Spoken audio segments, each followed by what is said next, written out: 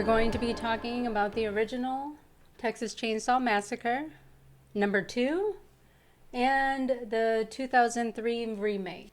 Just a heads up, there are going to be spoilers because Dan and I are going to be talking about the movie. The most recent movie was 13 years ago. I don't know if a spoiler matters all that much. I know. But, you know, there could be people that haven't seen this movie before. Yeah. I mean, the most recent that we're talking about. Yeah. Oh, yeah. The first one was before we were born. The second one was a little after we were born. And this last one, we were already well into adulthood, which is interesting that they run that long. So I'm actually going to start off with a little Texas story of my own. I didn't actually see this movie for the first time until I joined the military. I was stationed in Texas, and well, I already had loved Texas by then. So a group of friends wanted to see a bunch of things about Texas, and one of them were the Texas Chainsaw Massacre. And I had already told them that I was pretty bad at watching movies, horror movies. Of course, they don't believe me. Nobody believes me until it actually happens. So I think. You mean just, the screams? Yes, the screams, the punches, the freaking out. So I think after somehow I don't even honestly remember getting through the movie.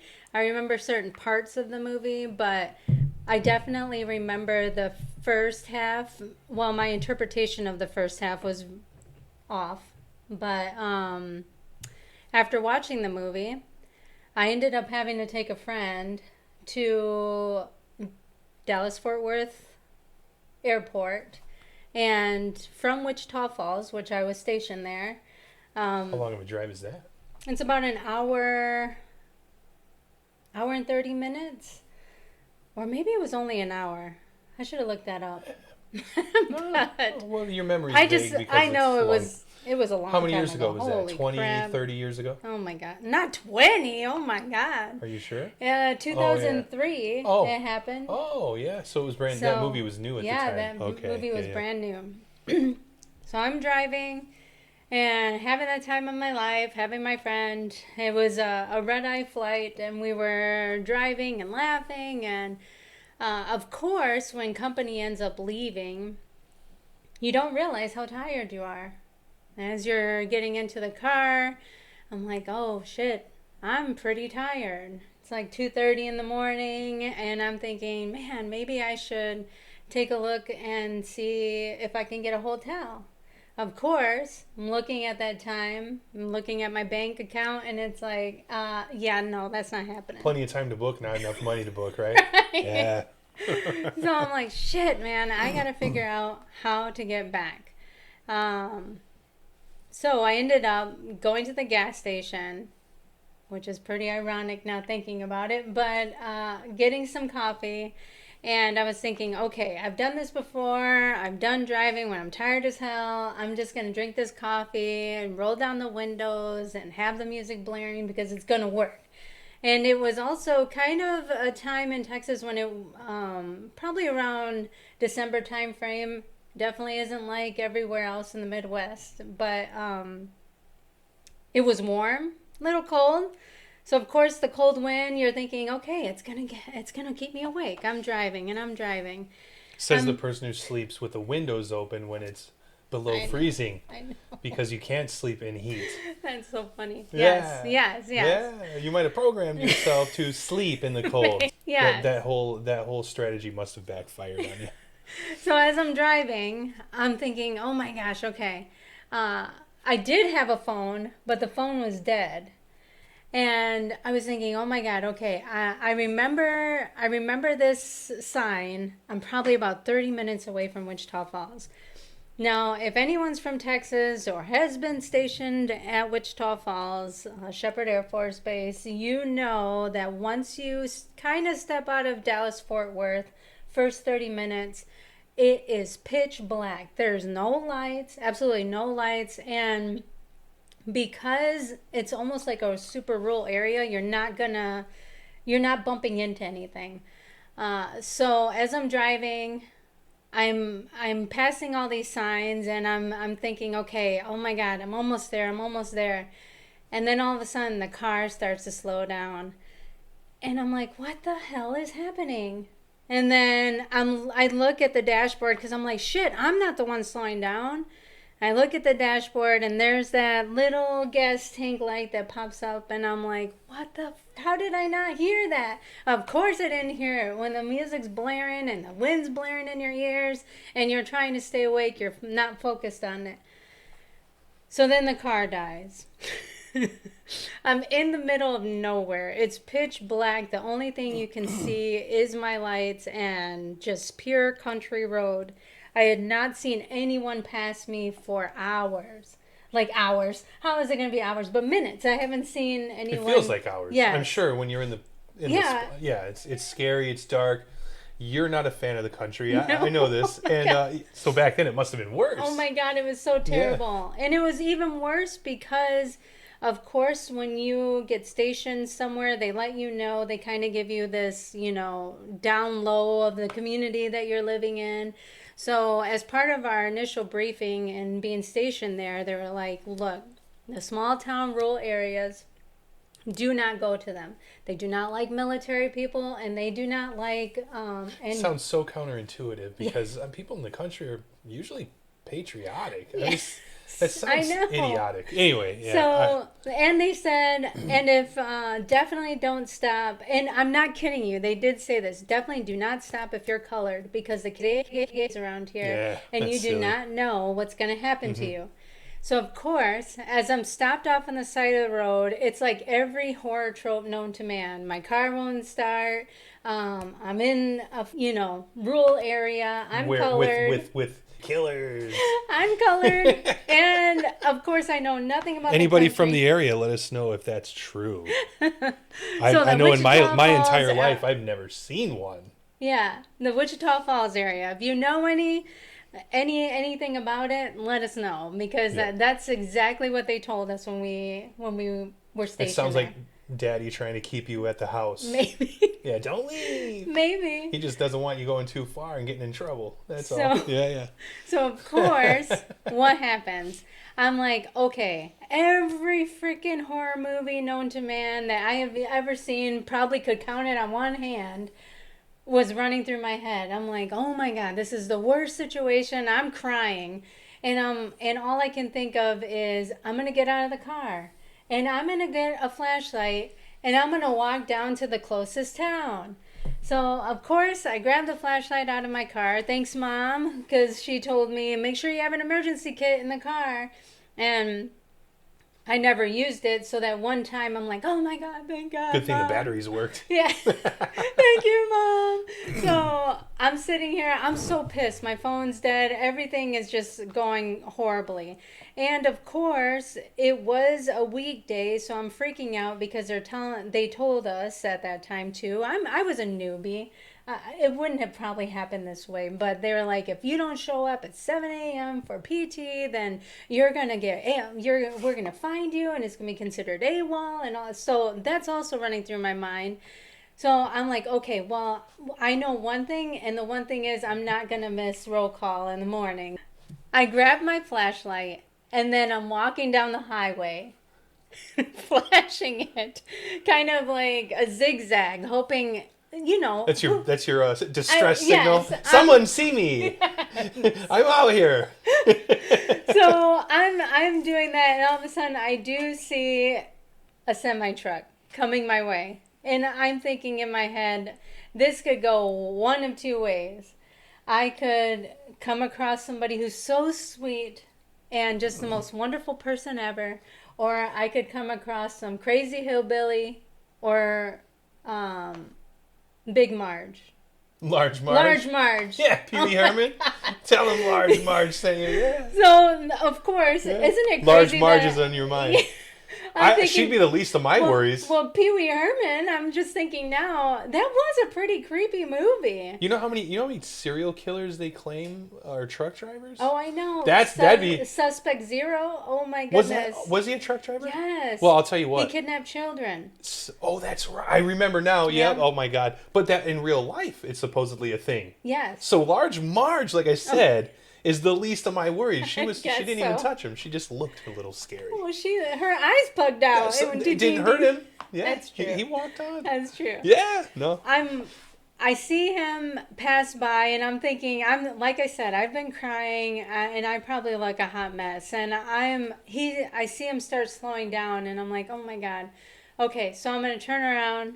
I turned around, and I open the door because he's stopped, and I open the door, and he's like, "What's going on, kiddo?" And I'm like, I ran out of gas. He goes, "Hey, you know what? I saw truck stop down the road about 5-10 miles. I'll take you to go get some gas. I have a gas tank." Yes, I got in the truck. So I got in the truck, and I'm telling the guy's like, "Hey, so how did you run out of gas and not know it?" And I'm like, "Oh, and I'm telling him my story. I was so tired. I'm just coming from Dallas, Fort Worth, and had the windows open, music blaring, and, I guess I lost track of listening, and it stopped."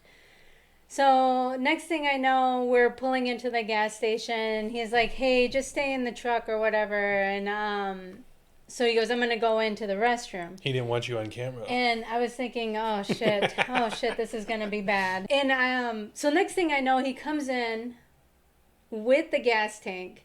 And I'm thinking in my head, I didn't even see him leave with the damn thing. I must have really been out of it.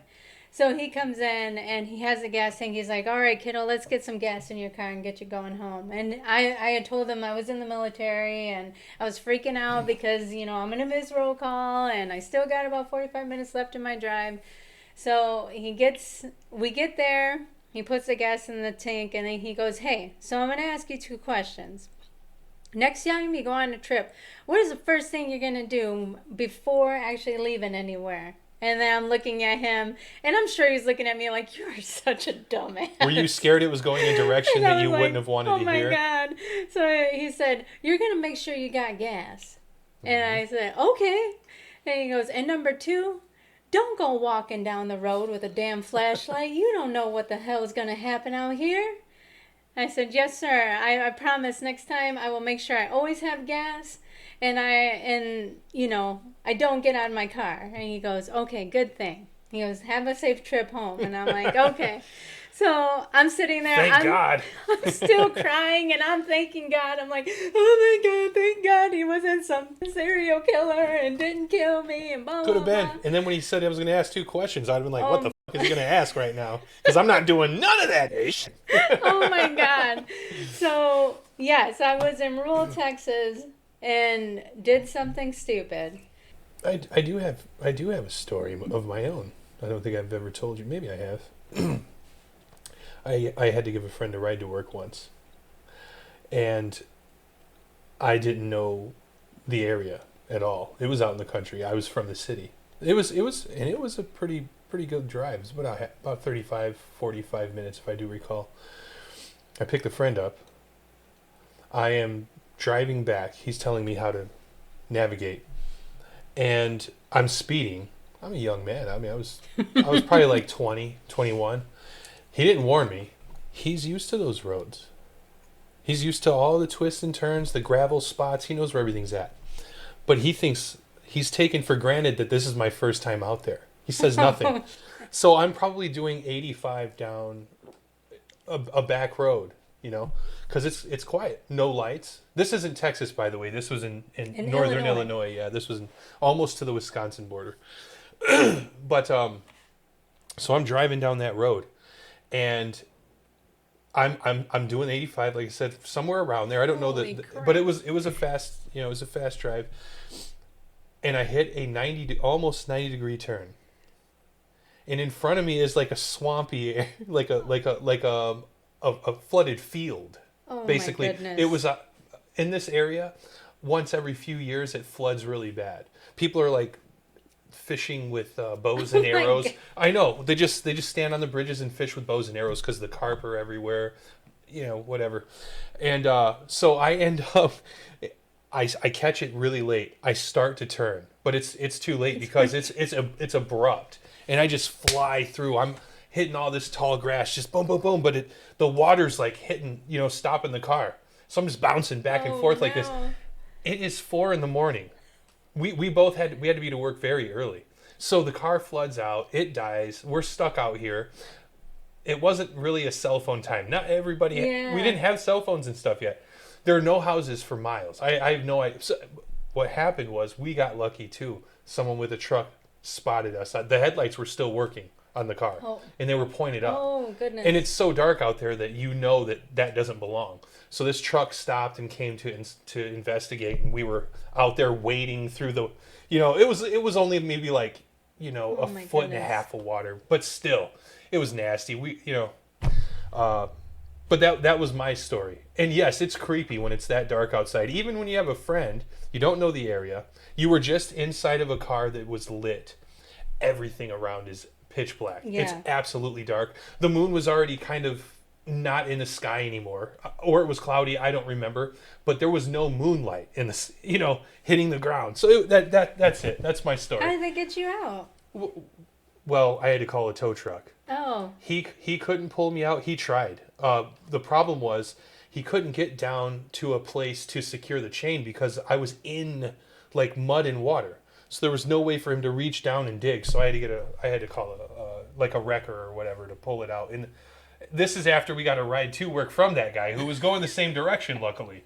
So I jumped in the back of the truck. He jumped in the front, and that's how we got there. But yeah, I was thinking it was scary. I was thinking that friend probably was saying in his mind, I ain't ever asking Dan for a fucking ride again. No, he thought it was funny. And he did ask for many more rides. And I was like, yes, either I'm not going to take that road or I'll just slow it down a bit. You live and learn. Yeah. It happens. We're young. We do stupid stuff. But country living in general, I like it.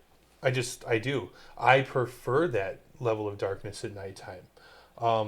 I was a city boy my whole life, but there was a time in my life I lived out in the country a little before we moved where we are now. And I fell in love with it really quickly. The quiet life out there. Yeah. Sometimes you get your people that drive through with their really loud engines. That's just like big old trucks. Macho, macho. Let me show you my big old truck. But yeah, that's it. You hear gunshots from people hunting, and that's it. It's just quiet, and most people out there are friendly. Yeah. Most people are willing to help you with stuff that no one in the city would ever help you with. I take it back. There's plenty of people that are nice in the city too. But yeah, I loved it. I loved it. I love it now. It's great. Yeah. It's quiet. I like being secluded. You know me. Yes, but I was thinking about the red one.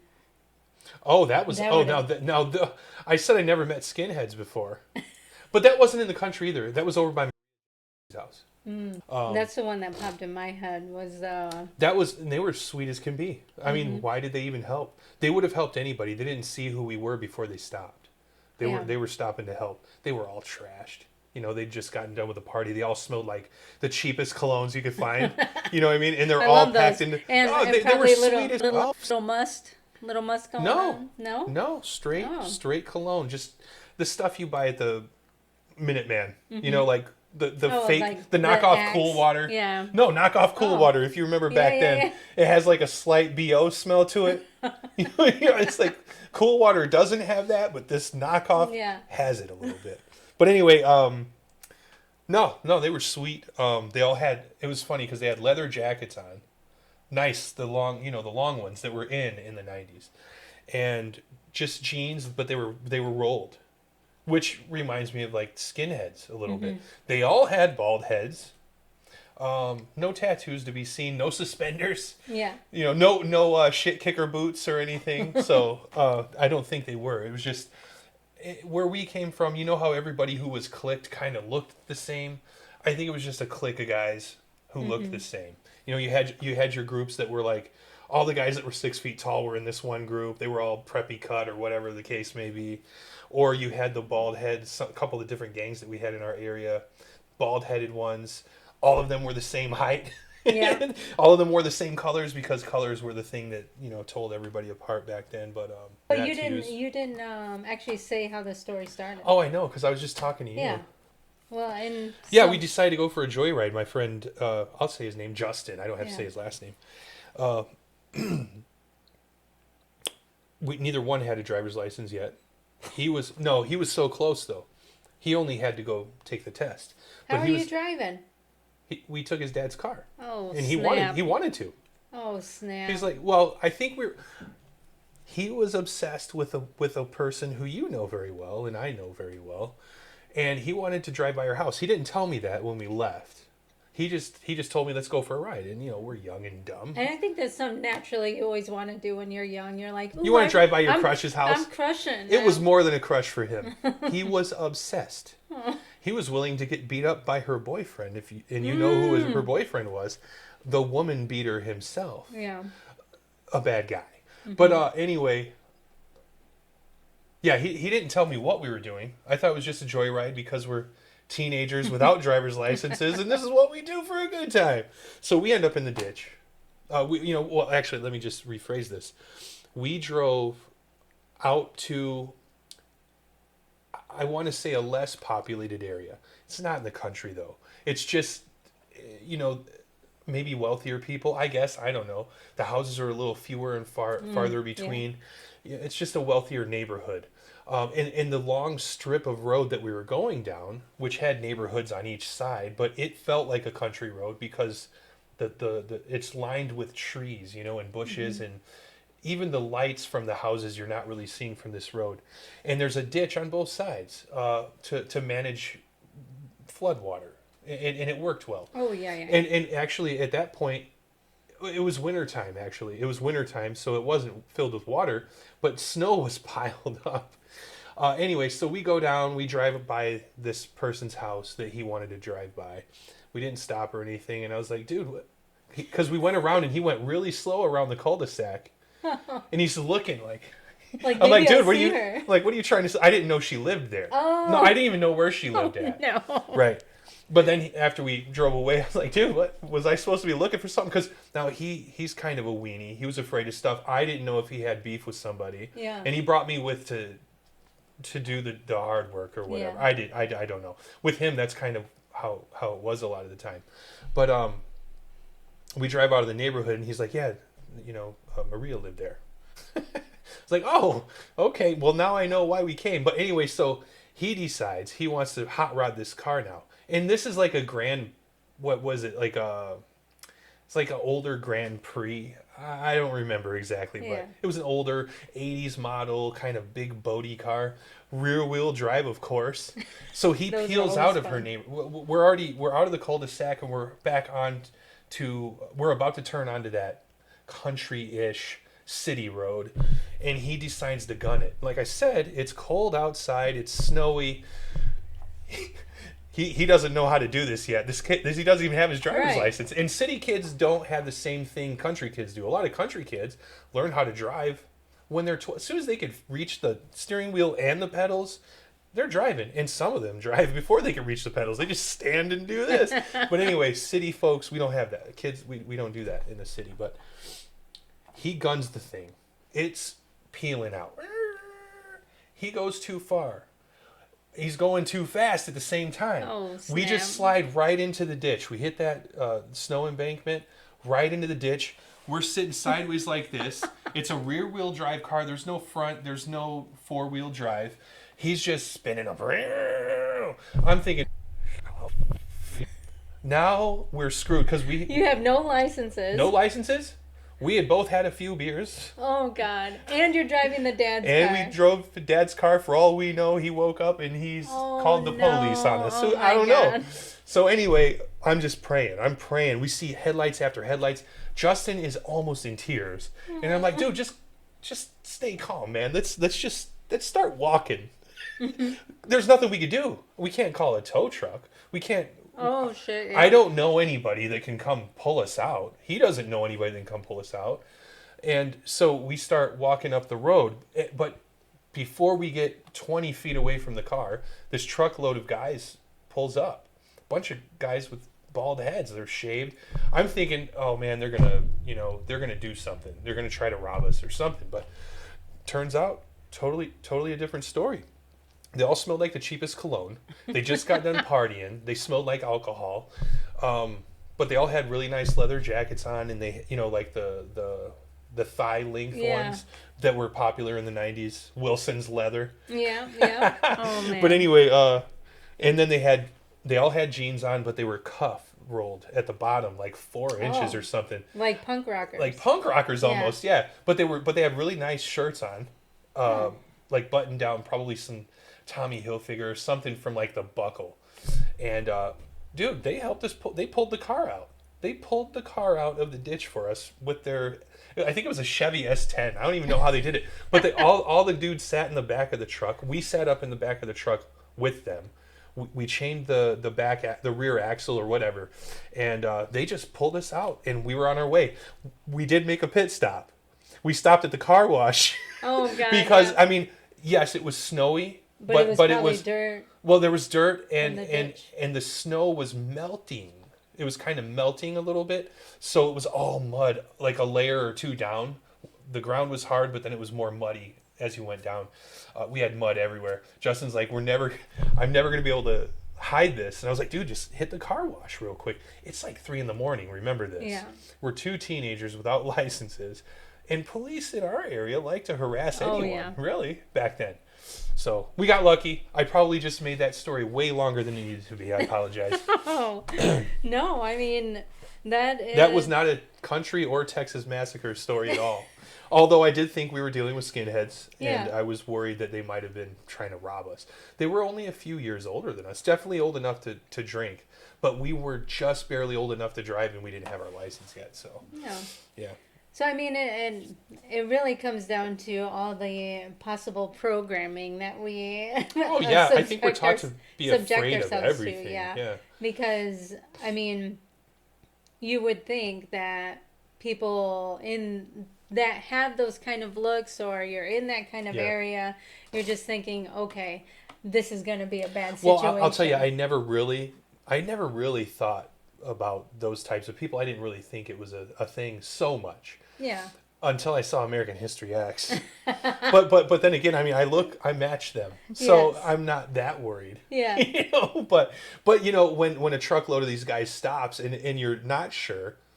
I mean, I wasn't in fear for my life or anything, but I did think I might be getting robbed. Yeah. I'm like, I don't have anything. I don't even have a job. Well, we had jobs, but yeah. Like, I'm young as hell. We're broke as What's shit. going on? Yeah.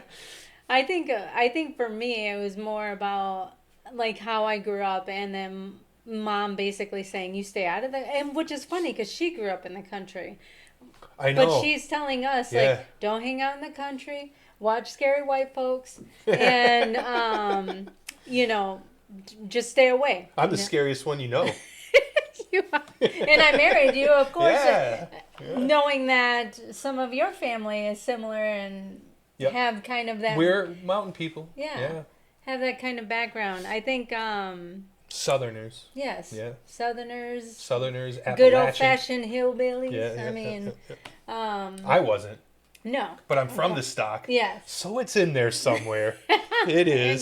It is. So as we kind of like talk, as we are talking through this, you know, when me and Dan initially got married, I was thinking, oh my goodness, you know, because some of, like, I would say it's not the fact that it's, when I think about Texas Chainsaw Massacre, I think about how loose they are with their language, how they actually talk. Like most of them all have kind of an accent, and some of your family has that accent. So I was thinking, oh my gosh, there's a meeting. I think these are all people that don't read good. You know what I mean? They haven't opened 2 pages of a book. Now, I'm not saying they're all like that, but I'm saying, like, in the movie Texas Chainsaw Massacre, they definitely seemed like folks that were less educated. Yes. And that doesn't go for all country folks. I'm just saying that I think that was the style they might have been going for. Yeah. Uneducated country folk. Inbred. Yeah. A lot of the wrong turn territory. Yeah. All right. Yeah, a little wrong turn, a little deliverance. Yeah. Yeah. So I think, you know, as we talk about the original Texas Chainsaw Massacre, I think about, well, for one thing, I feel like everybody in that time was riding an Econoline van. Like, we had one. Blood In, Blood Out came on blue. What is it? That was a fancy one. No, it was Colors, wasn't it? No. Oh, no. That wasn't a fancy one. Yeah, it was Popeye. Popeye. Yeah. It says the blue. Zodi's and Whittier. Yeah. Yeah. Yeah. So Big cocaine deal going down or something like Yeah. that. Yeah. which is funny because they had. Well, they did have weed in this one, didn't they? Well, they were getting ready to rip off the armored truck. No. I'm not talking blood and blood out. Oh But yeah. I'm talking about in Texas. 2003 they Yeah. did. They did. In 2003, he said they had Okay. 2 pounds. Remember, they just got it from Mexico or something. Yes. I do not think that. I don't think that the 1974 one had. I don't recall anything in that. No, I don't. Maybe beer at the worst. I don't think they had I'm trying marijuana to think. in there. I don't think they had. I could be wrong. Any type of weed or any type of drugs or alcohol. Maybe I not think even it was alcohol, just. yeah. I think it was clean. If we missed it, They you didn't can have. let us They know. didn't have time to enjoy themselves. Yeah. I mean, they were on the road. They were interrupted by this crazy guy. Hitchhiker. Yeah, the hitchhiker, the crazy guy. Oh my goodness. And from there they dropped him off and took off, and then they ended up in the predicament they were in. Yeah. I would say no matter what. I have never picked up a hitchhiker. I would never do have. it. I know, and that's Too where many we're times. that's where we're going. I will tell you guys. Don't tell anything that makes me look bad. Oh my goodness. I have to tell you guys a story. You're gonna make me sound crazy. So when Dan and I first got married, of course, as a newbie couple, everybody always has financial problems, right? There's always something going on with your car, and thankfully we had 2 cars. Well, of course, mine wasn't working. So we didn't have 2 cars. no, mine wasn't working in this particular time. And I was working, I was still part of the military, but now in Wisconsin. And I get a phone call from security, and they say, "Hey, Angela, we have someone by the name of Daniel out here in our entryway. Is that your husband?" And I said, "Yes." And they said, "Well, I think you need to come because he decided to think it was okay to bring some random stranger onto the base." I wasn't bringing them on the base. I was coming up because I figured they could call the ambulance for me. I was parked on the side. I wasn't even going to come in. So I come in and I'm walking down there because my building was right next to the gate. So as I'm walking up there, I see some like crack-headed like person just wailing their arms. He took too much, and he was out. Back where your base is at. Yeah. It's an industrial area, Yes. but there's never any cars. There's back never there. anything back He was there. by himself on the empty strip. You know the empty strip I'm talking about. He was by himself, and he's like dying out there. I couldn't, and I didn't have a cell phone. I didn't have a cell phone. Yeah. You didn't. So I said, I'm gonna take him to the gate. These guys are professionals. They're security guards. They could pop him. They could pop me if they have to. They I said didn't think we it'd be a had big all, deal. like they had guns drawn, all I this didn't stuff. think it was gonna be a big deal. And then they're like, "Angela, tell your husband he cannot be bringing some random ass people onto the base." And I'm like, "I'm sorry." And then Dan's like, protect and serve, folks. That's what we pay our tax dollars for them not to even pick up a phone to call emergency services. I wasn't trying to get on the base. And you said that. You were like, "Babe, this guy was like almost dying on the side of the road. I couldn't do it. I couldn't just pass him." I was not trying to get on the base. And I couldn't pass him and just not like see how he was doing. I thought for sure that they would see him and then call emergency services. I parked and got out. Yeah, I know. And he's like, he's dying in the passenger side. Yeah. And I'm just like, "Hey, can you guys just call emergency services? I don't have a phone. This guy, he's overdosed or something. He was over here on the street dying. I didn't have water in the car or nothing to give him. So I was just trying to be nice. I know. I was doing my what do you call it? Oh. I was doing my good deed for the day, man. Oh, probably my God. for the year, actually. Probably. Because I don't remember doing many good deeds that year. And but I was anyway. sitting there like, Except for "Honey, marrying what you. the hell? This guy could have like freaking killed you or whatever." Well, where we And came you're- from, are Yeah, you really and you were that like, worried about it? I've picked up plenty of hitchhikers and Yeah. I've been perfectly fine. Yeah, I'm not and- worried about that guy. He was just a little guy, man. I wasn't worried about him. Oh my gosh. But yes, they pick up a hitchhiker. Crazy dude. And He was like that guy. oh my god. Well, that's kind of But creepy. he was a darker shade of brown. Yeah. But yeah, oh my he looked goodness. like he acted like that guy. And I mean, of course, this guy's in. in the van and they're watching, and he ends up like asking, he's wearing this dead animal too, like to put his camera in and all his stuff in. And then all of a sudden he's like taking pictures, and because they didn't want to buy it, it pissed him off. He freaking put some gunpowder or something on it, right? Yeah, he threw some gunpowder on and top. and then burnt it, and then turned around and freaking grabbed the guy's knife, was slicing his hand, and of course, everyone's freaking out, and then he goes and little did everybody know he had a freaking blade in his Oh yeah, straight razor. Yeah. And he went freaking almost chopped off the poor wheelchair guy, Franklin. His he didn't head. Chop it off, but he cut gave him a good cut, yeah. Cut it. Which of course is the most terrible thing that could have happened, because Franklin the whole time was freaking complaining about everything. Just well, if his goal was to annoy everybody, I think he did an awesome job. Yeah. He really did. Yeah. Anybody with that kind of whiny demeanor for extended periods of time, like their whole life, yeah, stay the F away from me, man. Which is funny because I was watching a documentary about it, and he specifically said like he stayed away from the crew, and he had this annoying demeanor about himself and his voice because he wanted people to absolutely hate him. So one thing about Tobe Hooper is that he new film student and wanted to do something in Texas because he had just graduated from Texas University in Austin, and had all these random people like wanting to do a movie.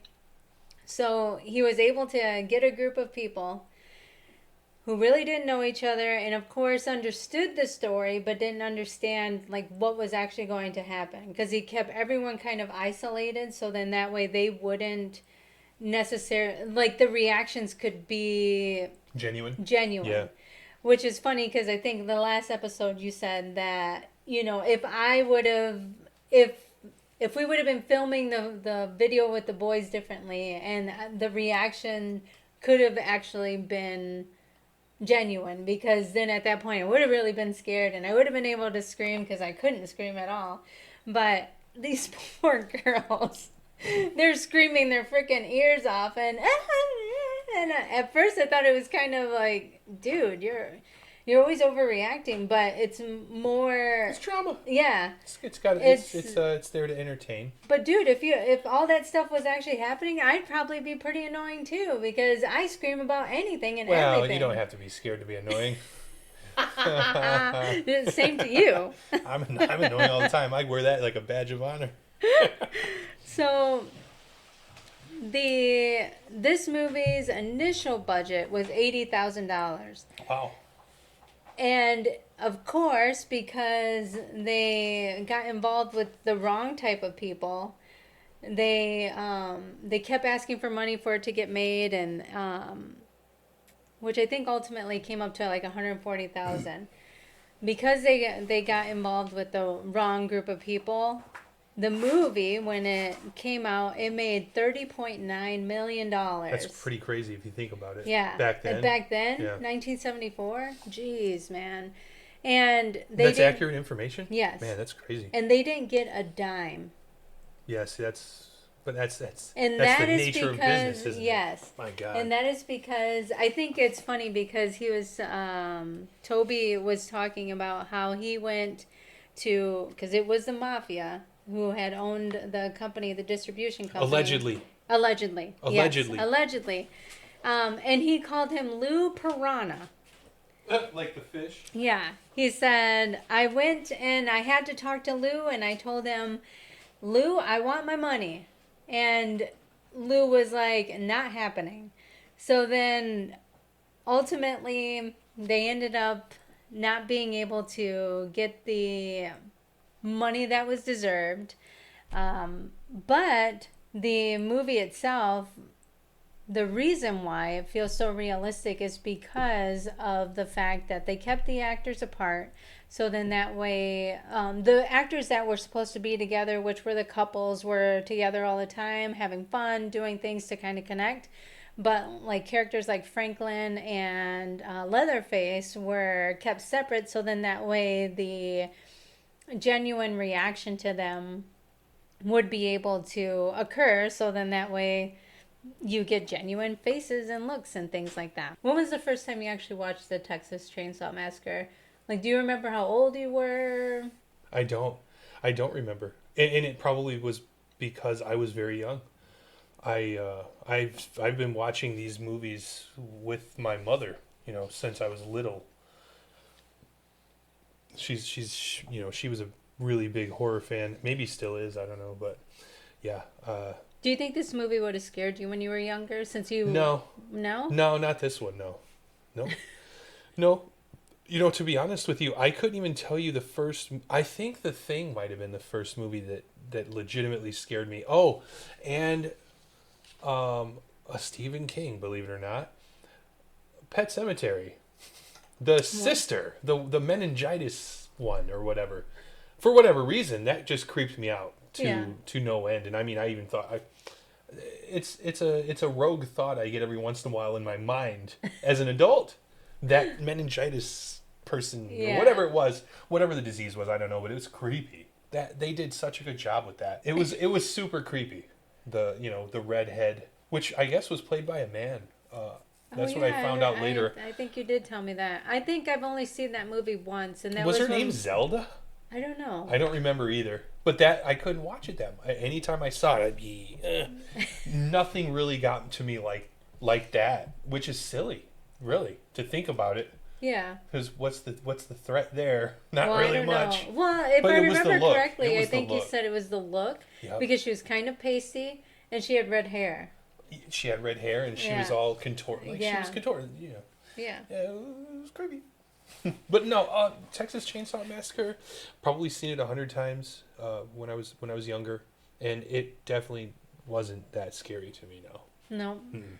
I think about. But I liked it. Yeah, I always think about how isolated, everything is. So you're in a situation where I don't know why. I mean, even if my family owned a property that was out in the boonies and nobody had been there for years, so you knew it was going to be broken down and crazy. I don't, what compels somebody, unless you really love that stuff? I'm going to go check out this crazy building that has not been lived in for years. Apparently. Yeah. It's not kept up. And somebody doesn't care that much about their property. Yeah. And then going off to some other person's house in the country and then just not knowing what is going to happen. Right. I mean... right, because there's no neighbors. Nobody can hear you. If someone comes out and they're wacky like those folks, who's going to save you? Nobody. You're outnumbered. You're on their property. Yeah. Man, it's like playing with fire. Yeah, But keep in mind, remember, when we were younger, and maybe still today, I don't know how many people, I think because cell phones are a thing now, it's not like it was, but during our youth, when we were starting to drive, we didn't really have cell phones or anything. Pagers were starting to become a thing. But if you got stranded out somewhere, you'd have to walk up to a house, no matter where it was at. I guess so, yeah. Hey, my car broke down. And then, now I think there's less trust for everybody. So people's now they get on their Ring doorbell. No, I can't help you. Sorry. They don't even have to answer the door anymore. They just talk to you through the doorbell. Yeah. I'll call somebody for you. You want to give me it? Whatever the case may be. But back then, you didn't have a choice. I guess so. I didn't even think about that. Yeah, so they didn't have a choice. They had to find someone to help them out of their... The van ran out of gas, I believe, or something. Yes. Yeah, because there was no gas left at the gas station. That's right. Yeah, he's like, I'm sorry, I'm all out of gas. Like, oh, that's really helpful, man. Which is funny because why wouldn't have you just kept driving until you could have gotten somewhere with gas? Well, they ran out of gas. Well, they were going to that special place though. They couldn't. Well, I mean, think about this. I want you to remember that trip to Arkansas. Well, we weren't going to Arkansas. We were driving through Arkansas. Yeah. Okay? And we happened to be in my grandfather's hometown, which is really bizarre because I've never been there otherwise. But we were driving through there. Yeah. We could not find a gas station. Yeah. We could not. So we're back on the country road, okay? Because the toll road or whatever didn't show gas stations for miles, and we really needed one. Yep. So we were hoping to spit into the wind and have something come back and hit us. We got lucky, but it was a freaking hole in the wall. It almost didn't. We almost did make Yeah. it. We were in this place where the houses were all up on stilts. Yep. I've never seen anything like that in my life. But anyway, yeah. Yeah, and I remember that one because my mom at that time, my mom had said, "Oh shit, Dan, I think you just rolled up on the wrong place." No, different trip. That's a different story. Oh my God. I'm talking about when we were headed down to Texas that time. Yep. Okay. So we've been to Texas many times. Well, with your mother, we were going over to Maryland. We were driving to Maryland because we were going to see her uncle. But we were actually in West Virginia. West Virginia. It was that's West right. Virginia to fill up. and we had just gotten into West Virginia from Pennsylvania, I think. Yeah. I'm pretty sure that was the Yep. turn of events. Yep. And that was scary. And the only thing we know about West Virginia is the whites. Yes. What was it? The wild and wonderful whites of West Virginia. Whites. Yeah, and it's Jesco like and all them. all of a sudden Dan walks out of the car and they're like, "What the hell you doing here? Yeah. Who the hell are you?" It was the first time I've ever felt uncomfortable, Yeah. honestly, which that doesn't happen for me. But I was like, I told you and your mom, stay in the car. Yep. Just duck down. We were ducking down and we were like, "Oh my God." Yeah. And I mean, here these kids go into this gas station, some random guy washing their windows, and then they're them saying, "We haven't had gas for months." Mm-hmm. And it's like, "But you can come in for some good old barbecue." Yeah. Like, okay, well, that's not going to solve Can't my get you to where you're problem. going, but we could fuel you up. Yeah.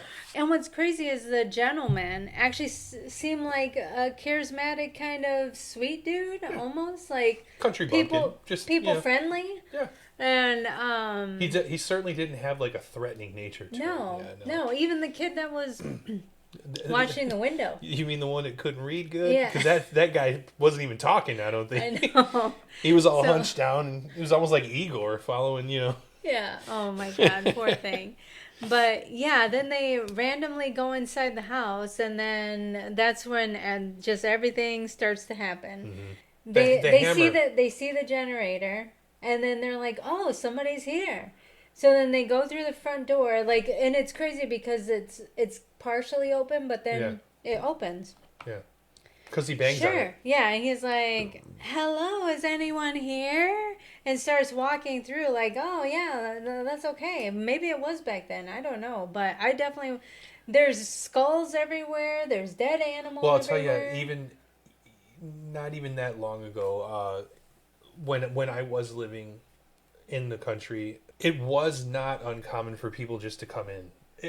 Nobody locked their doors. The place where I lived, neighbors came over. They'd open the door, holler in. It was not uncommon. Oh my God. And for a family member, they just walk right in. They don't even bother like hollering for you. I guess that's the difference between country living and city living. No, because I grew up totally different from that. I was uncomfortable with this. We locked the doors. I'm like, nah.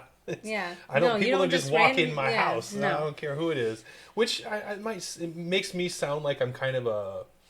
What would you even call someone like that? Well, no, but I'm not. I'm not bad. I'm very giving, caring, sharing, but something just is off to me about walking into someone's house. I'm not going to do it. Yeah. I'm not just going to walk in. I don't care. Me either. I don't care if you told me before. Just come in when I'm going to knock. I'm going to give you some warning. Hey, I'm here. Yeah. And I'm still not walking in until you come open the door or meet me at the door and say, come on in. I'm like a vampire that way. So this kid is walking in there, and then he doesn't see anybody, and so then all of a sudden, as he's walking through, he turns around, and I guess he's thinking in his mind, well, I guess nobody's here. All of a sudden, Leatherface pops up from the back, and then he's just like, and smashes him on his freaking neck. And then, poor guy, he's like, convulsing. He's seizing. And I'm like, oh my God. And then smacks him again. He's like, I'm going to do it again just to be really good about it. And then he pulls him off.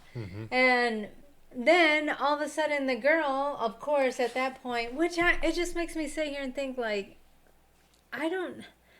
it's hard to say if I would do that, you know? I think if I went into a house and you were outside and I wasn't coming out, if it was me, I do believe you would come in looking for me. I probably would. Oh my god. You'd be hollering for me. Oh my god, I probably would. Yeah.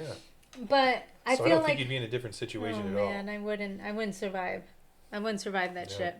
Yeah, so this girl goes in because she hears something and she's like, oh man. So then, and it's taken her boyfriend a while to get back. So she goes in. He catches her and sticks her on a hook. He puts her on the meat hook. Yeah, oh my god. Could you imagine? Oh my god. And it's funny because in hearing the background of the story, they basically made kind of like a cast harness. Yeah. But it had to look like it had to be so thin because she was already wearing thin clothes. Yeah. And she could only hang on it for a minute. Nothing longer because it would like cut off circulation or something. Yeah, it would hurt her whole body. That makes sense. So, of course, she's watching her boyfriend get his head chopped off and while trying to survive hanging on the meat hook. Yeah, while hanging on the meat hook. It's like, oh my gosh. But then I start feeling kind of bad for Leatherface because I feel like at that point he's kind of like freaking out because he's looking out the window at that point afterwards. And oh yeah, he did. It did seem like he was behaving in a way that he thought he did something wrong. Yeah, like he was worried about something, and it. That's the way it came off. Yeah. Yeah. And I guess it was the intention of Toby for him to be that way, because which is weird. Yeah. Sympathize with the. Yeah, and it's because Leatherface was supposed to be something similar to someone who had mental illness, so. He wasn't educated. He was still a kid in his mind. Things like that. You gotta forgive him. He didn't know no better. That's just what he does. So it makes you kind of think of, he was a good guy. He could have been a good guy, but sometimes it could be your family that's manipulating your thoughts and what you do. Look at the family he had around. Oh my god! I mean, look at what they were expected to do all the time. I mean, he wasn't set up for success. No. I would say in any regard. That was normal for him. Yeah, slaughter and kill, like that's. It seems like he was the laborer. He was the one that. Yeah. He was the butcher. Yeah. It's like you do what we tell you to do, so then that way we can use the meat. Right. For the barbecue. Yeah. That they and the sold. chili. World famous chili. Oh my god. So, just scary family business. It's the stuff. Meat. It's in the meat. I remember what he said. Yeah, that is what he says. I love that guy. He's so funny. Do you think Leatherface is a bad dude? Do I think he's a bad dude? Or who's maybe the scariest one to you out of the whole movie? Out of part one, who would be the scariest? The scariest from part one. I have to say the father, to be completely honest. I think so. He's driving the ship. I mean, he's the one issuing orders. He's calling them all kinds of names. It's almost like trauma-based mind control.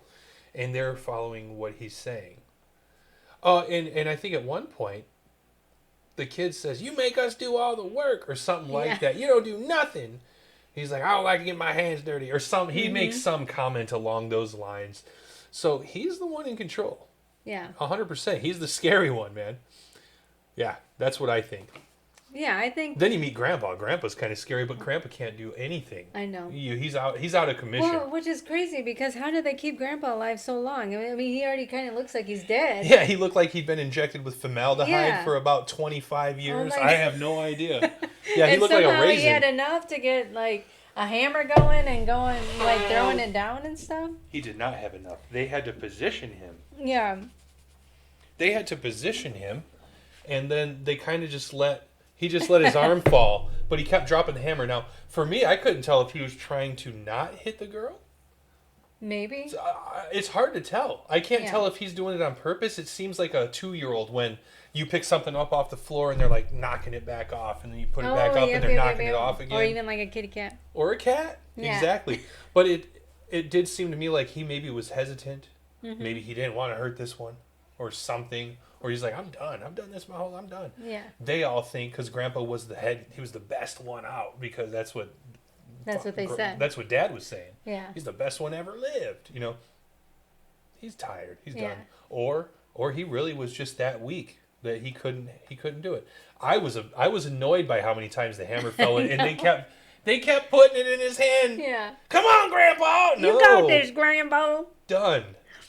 Fine, I'm just do it. Now get it done already. Yeah. Poor girl. Just get it done already. Well, and the funny thing is that during that last piece there, apparently they really did have, well, throughout the whole movie, they really had like dead carcasses everywhere.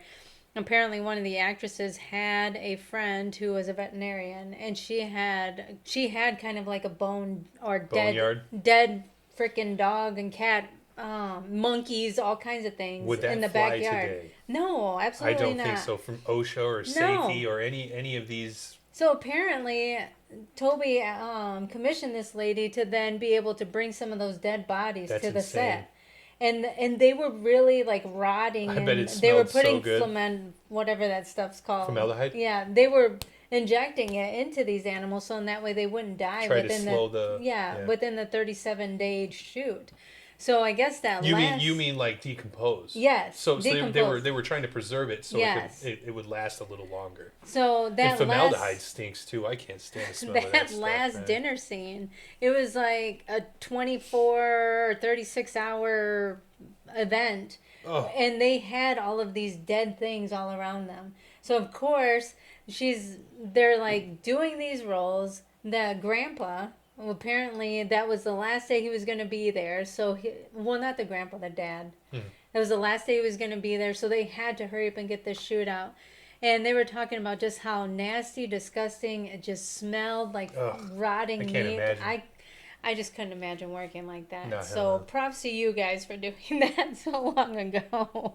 We kind of did a weird thing where we watched the new version of the Texas Chainsaw Massacre. Well, not new, but the 2003. Jessica Biel. And it wasn't that like nasty feeling, gross. Like the only thing I could think of is that they probably smelled like BO. And this one had a different family dynamic where it had a lady who stole a baby, a big old lady. Then it had that, what is that gentleman's name? The one I think sounds like your dad. Oh, Ermi? Ermi. Yeah. Yes. And the sheriff. Yes, the sheriff. Yeah. And then did it have Grandpa? No. No, it didn't. No, 1986. No, but it had a lady that now owned the restaurant that they came in and inquired about a sheriff or whatever. Yeah. But this one, like I remember watching for a remake, I believe it was supposed to be a remake. They changed it. They did change it. More or less. It's totally different. But yeah, like the first, because I hadn't seen the first one in a really long time, so I started watching in 2003, and I was thinking how it starts. I screamed. Of course, I'm watching this at work as an idiot who probably shouldn't be doing it, but I start screaming at the first 5 seconds of the movie and everyone's like, "What the hell's going on, Angela?" I don't think she likes her job very much. I love my job. I love my job. Don't do that at work, then. I know, but I was just trying to pass the time, and of course, it starts off just really dramatic, and I'm like, oh my god, this is I don't remember this. Totally different. It was different, and I was thinking like, oh my gosh, how come I don't remember this part? But because it's totally different. It was different, and not just the scene was different, but the van was different. Yeah. Yes. I was so annoyed with the van change every single iteration. Movie. Yeah, because there's a van in the first one, 1974, and there's a van in 2003. But there's mention of the van in the 1986 one in the very beginning. Okay? And they said Volkswagen. That's right. In the 1986 one. They were driving a Ford in the 1974 one, and they were driving a Dodge. in the 2003 one. All totally different. Yeah. So to me, major continuity error. I was trying to figure out if maybe it was some kind of commercial scheme, like someone paid them to say Volkswagen instead of Ford, or in 2003 Dodge instead of Ford or Volkswagen. It's like, why did it change every time? Yeah. It's silly, man. I don't know. That kind of stuff's obnoxious to me. Yeah, it's these small details that kind of get... And I'll tell you something. I don't know if I'm going too far off here, but 2003, I did not realize they were going for remake. I thought it was a brand new. Mm-hmm. I thought they had older cars in it, but I didn't feel like they were trying to stick to 70s. Yeah. I had no idea. I thought it was an updated, refreshed, modern take in modern day times. Yeah. But it was supposed to be back in the day. I think we didn't realize that until you said something after we were like midway through the movie, and I was like, I don't think I ever realized that was just supposed to be a straight up remake of the first. They went so far off. They changed names and everything too. Yeah. And characters, obviously. But the other thing that I found obnoxious was that they had 70s, 60s era cars in the 2003 version, and they would have been in much better condition if it was actually 70s, because they were newer back then. These things look like they sat around for 20, 30, 40, 50, 60, whatever amount of years, as they should, because it was 2003. They'd already been sitting for 30, 40 years, or 20 even. So it kind of killed the whole thing. And that's why I thought it was a modern take. Yeah. Like maybe it's a remake, but it's in modern times. No, it was supposed to be 1974 or 5 or whatever it was. I'm like, come on, man. That kind of stuff bugs me a lot. I don't know why. It's just a thing, but yeah. Yeah, and I think the sheriff was actually scarier than Leatherface or anyone else in the family. Ermey was awesome. I have a thing for him, though. I just like him in just about everything he's in. So yeah, he's just good at it. He's good at that. Some of the things he was saying, and sorry, Dad, I love you, but I actually had to write it down because I think it's pretty funny. That reminds you of my father? Yes. Oh man. So that's my family. Yes. In Dan's dad is very Potty-Mouthed. Yes. Uncouth. He said, "It's pretty wet down here, boys. What'd you do?" And that automatically made me think about Dad, because Dad just says some of the randomest stuff, and I'm just kind of like, Dad, like, you cannot say things like that. But goddamn, what you mean? I can say whatever I want to say. It's a free world, ain't it? Yeah. That's my dad. Oh God, I'm just saying what I want. You don't tell me what to do. But he's mean about it. I can't even hit my dad. I mean, as far as like his notes and tones. I feel like some of the things like he was saying just reminded me so much of Dad, like how he reacts and just his comebacks where he's like, "Why the hell you putting that in my back seat? Put that shit in the trunk." Yeah. Like, what did he call it? I don't remember what he said. It was too funny though, and it is. It's exactly. Oh him. my God. So just a little. I think that's what made me... Why you putting that nasty thing in my back? Was that something like that? Why you putting that nasty thing in my back seat? Put it in the trunk. I think that's what I actually loved about the movie. I know a lot of people, because even when I was talking about it at work, everybody absolutely hates that Jessica Biel is in it. Yeah. And just feel like she's a terrible actress. But I wasn't even paying attention to the... Like, I love paying attention to everything else that... was part of the movie, and that gentleman like makes me laugh every time, because it really does make me think about my father-in-law and how funny he can be, and maybe a little rough around the edges. Oh, definitely rough. Like, and I that's what I actually love about him, is that he says what's on his mind, and sometimes I wish I could do that. Maybe, wouldn't it be interesting if we had the ability to just, who gives a shit? Because that's what he's got. Who gives a shit? Yeah. He just It just comes out. He doesn't care. If it's in his brain, it's coming out. Yep. And he doesn't care if you like it, if you don't, if you do It's like it, gotten if you us don't. into trouble It on has more got, than one yes, occasion. it has. Yeah. And you definitely can't go to the store with Dad if he's having a bad day, because he's definitely going to let everybody know about it. But yeah, the 2003 version really made me laugh. It was more of a comedy to me than it was a scary movie. Which one? The 2003 with Jessica Biel. Oh, that. There were scary parts in it because, of course, I screamed. I think you're getting mixed up. No, but that sheriff, like he made. Oh, okay. He was making me like just. Ermie's parts Yeah. to you are That comedy. was funny. Yeah, yeah. That was so funny. And I mean, even there were parts he creeped me out too. We did watch the Texas Chainsaw Massacre 2, which Toby did actually direct. So we're gonna bring it back since I kind of jumped ahead to 2003. 12 years later. 12 years later. 12 whole years. Imagine the sequel like 12 years after I know. the first. That's a long time. It's great that he was able to bring back, the cook. And which I don't know his name, but he's a funny guy. Yeah, is it just the cook or? Yeah, Dad? I think the cook was the only one that of the original cast that actually came back. This is where Crop Top, Dennis Hopper, Chop Top, mm-hmm. Chop Top, Dennis Hopper, and Bill Moseley, by the way, Bill is Moseley. Chop Top. Oh, yeah, Chop Top's that's Bill right. Moseley. That's right. And then we have Stretch, who is the new final girl for the movie. Bill Moseley. Oh yeah. Who we absolutely love. Mm-hmm. Even in this movie, Chop Top. Mm-hmm. I think he did great.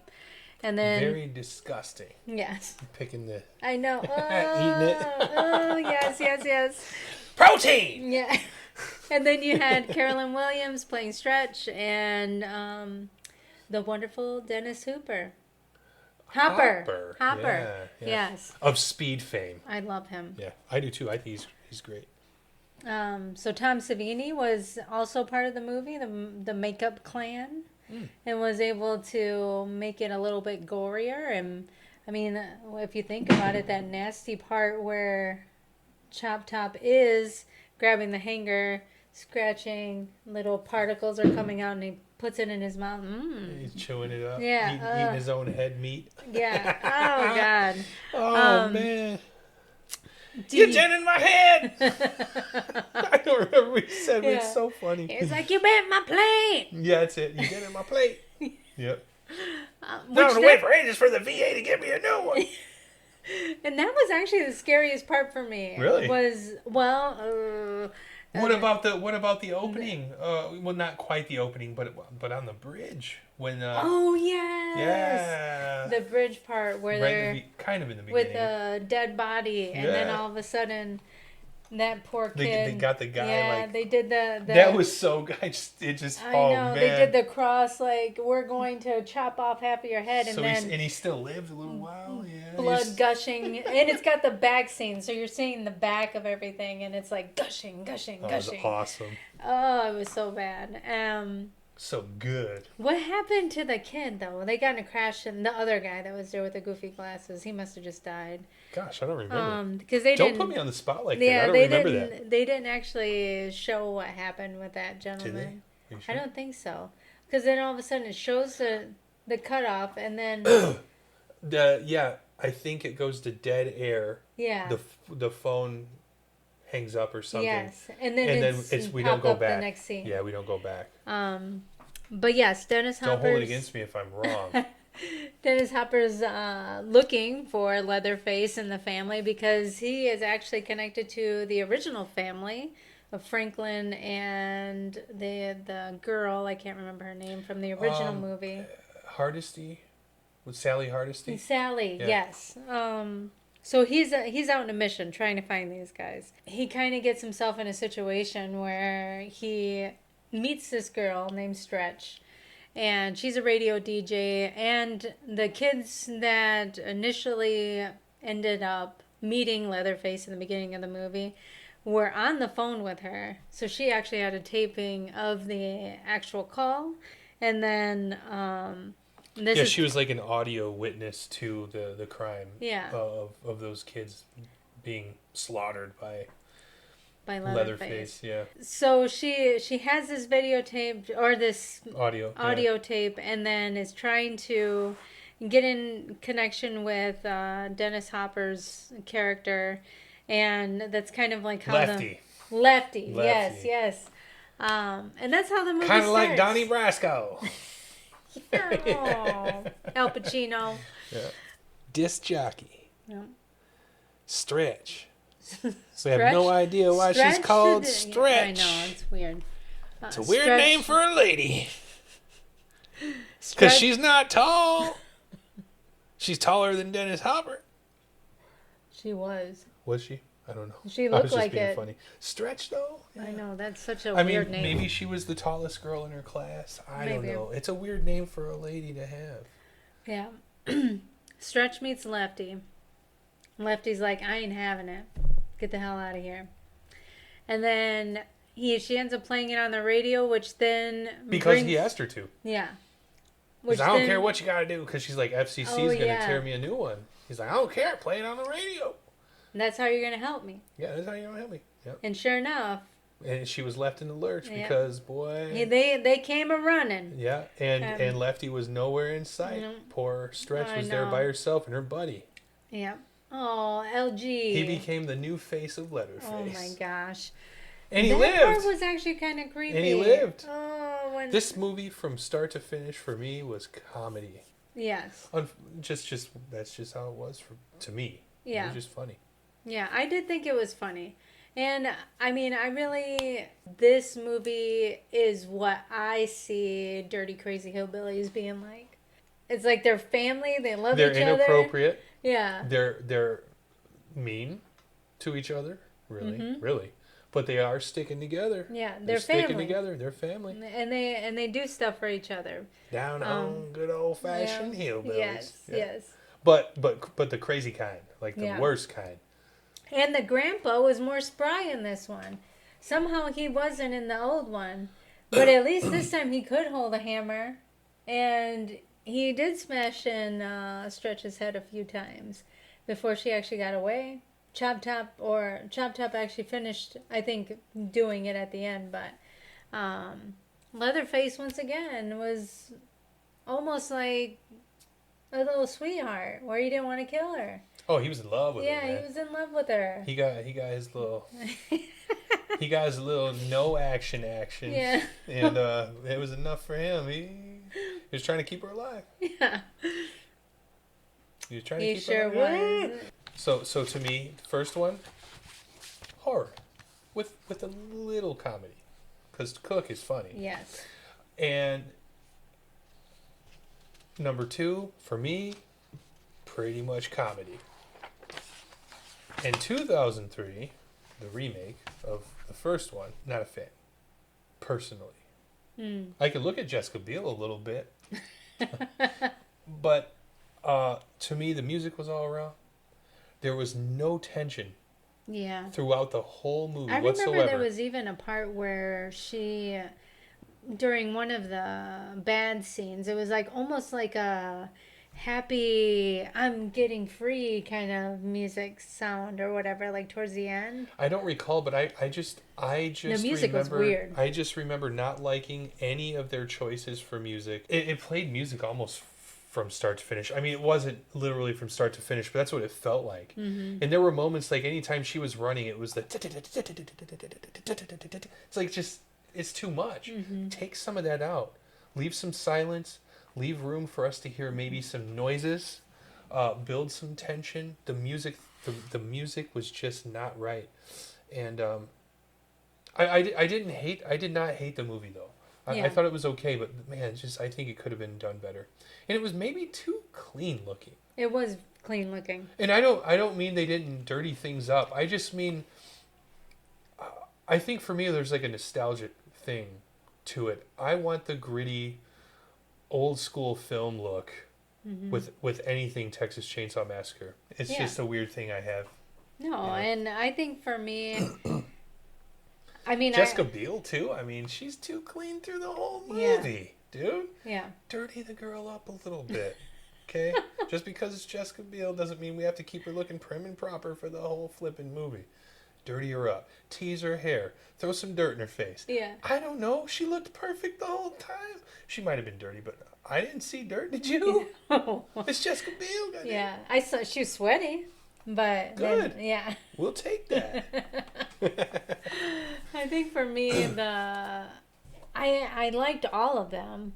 I think the first one was scarier to me because, yeah, he was popping up and it just looked super dirty. It just, I mean, but then it also like left. Oh yeah, skin crawl. Yeah, man. I mean, Yeah. I just, and How does anybody live in that?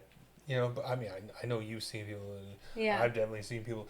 It's not dead animals everywhere, but it Right. might as well be. That's what it feels like in Right. some of these places. I don't know how people live like that. Me either. Oh my god.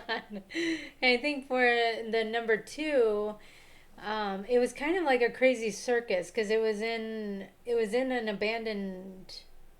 It was weird. It looked like a mini putt. Yeah. Or it looked like some kind of attraction. Like the. What were the ring things? Yeah. That, like the tunnels. It looked like maybe bones or something. Maybe it was. I don't know. I mean, it but- couldn't have been. I mean, it was metal. Yeah, You know? I feel like. You mean they were going that direction? Yeah. Yeah. I Like felt rib like- cages in the. Yeah. You know. I felt like it could have been. Like I missed the house, like, and of course What house? Yeah, they were underground Yeah, they were basically. Were they not? underground. Yeah. And then, yeah, it was more funny, and I don't know. And it was, for a horror movie, I mean, I really didn't like the part of, like, Leatherface maybe catching feelings or something or whatever. That was weird. It was weird. Yeah, introducing, like, a sexual angle Yeah, to it. I was like, dude, this is weird. It was weird. I mean, of course. Are you good? Yeah. Like, Are you good? You know what I mean?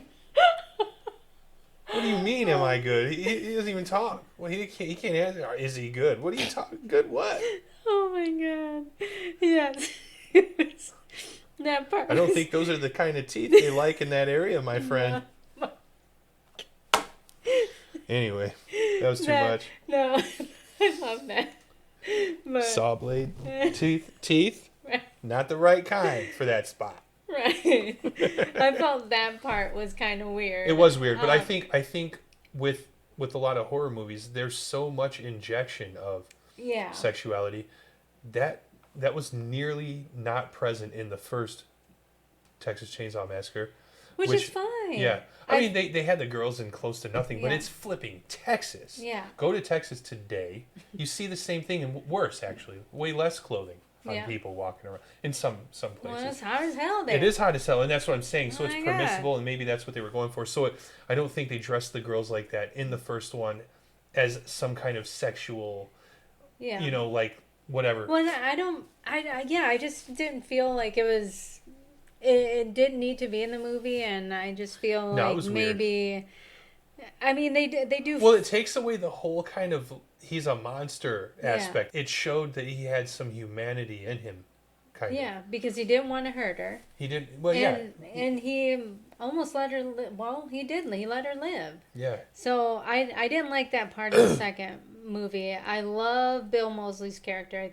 I love him in anything. I think he's funny as hell, and I think the Jessica Biel one in 2003.